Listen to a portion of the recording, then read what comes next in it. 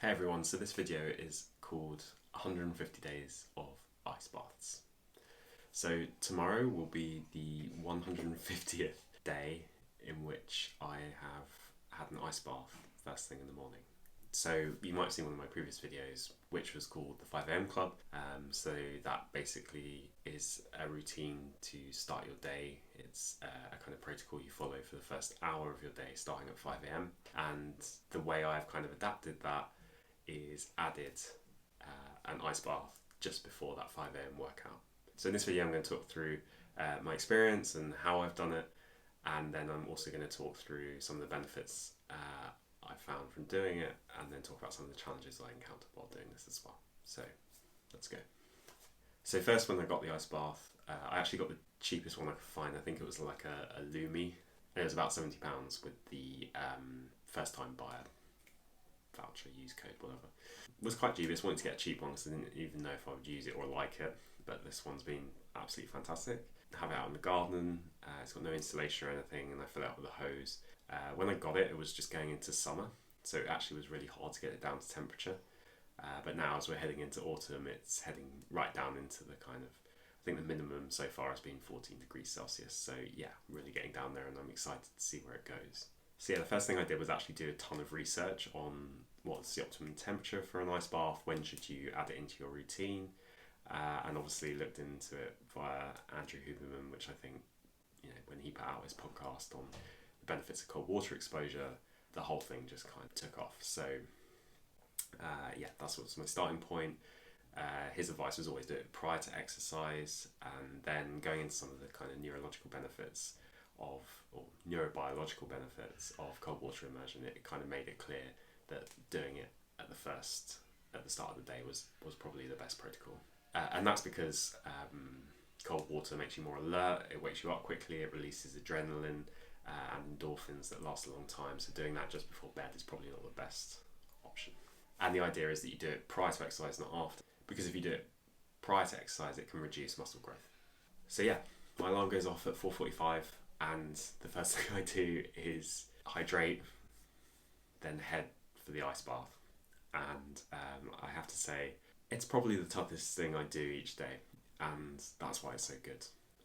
It really, really tests that kind of discipline. Yeah, it just really, really tests your discipline, essentially. And the conversations you have with yourself in your head as you're prepping to go in is actually hilarious.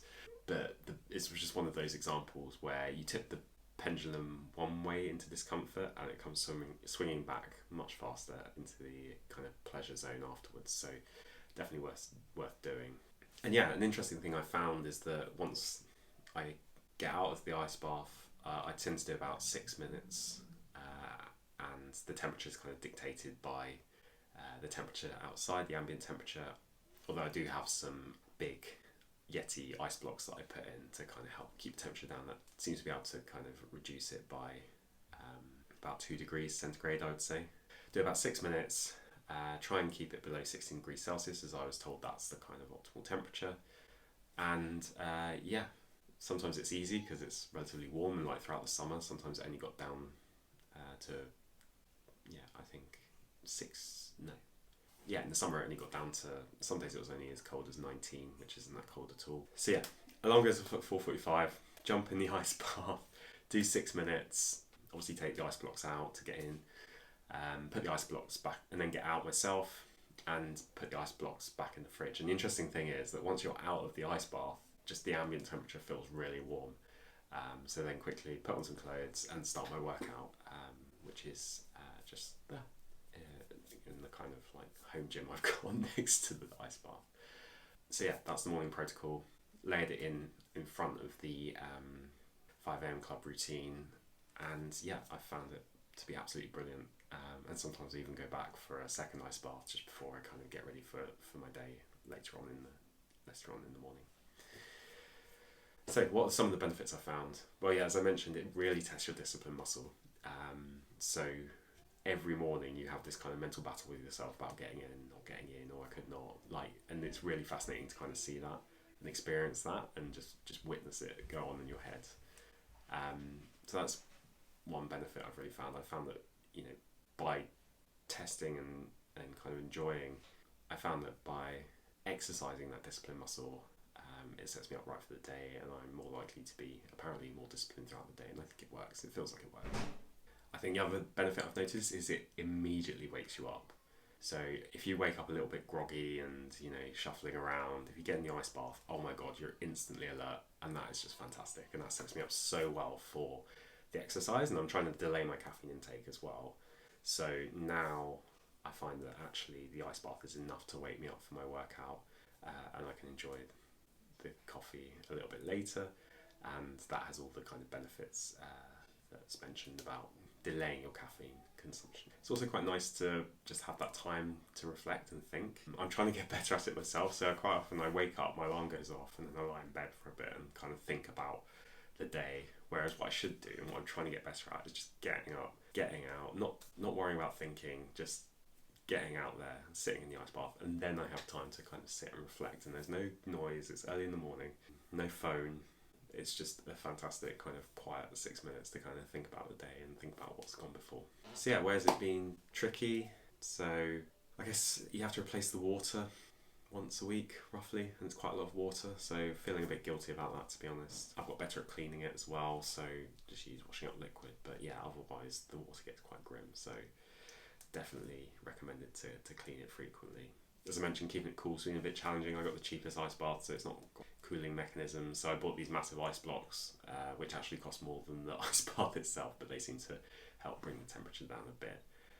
But yeah, during the summer, it's really tricky to keep it cool, and we'll see where it gets to in winter. So yeah, overall, you know, following the ideas from Atomic Habits, habit stacking, I put that in at the start of the day, ahead of my other habit stack, which is the 5am club, and it's actually been fantastic.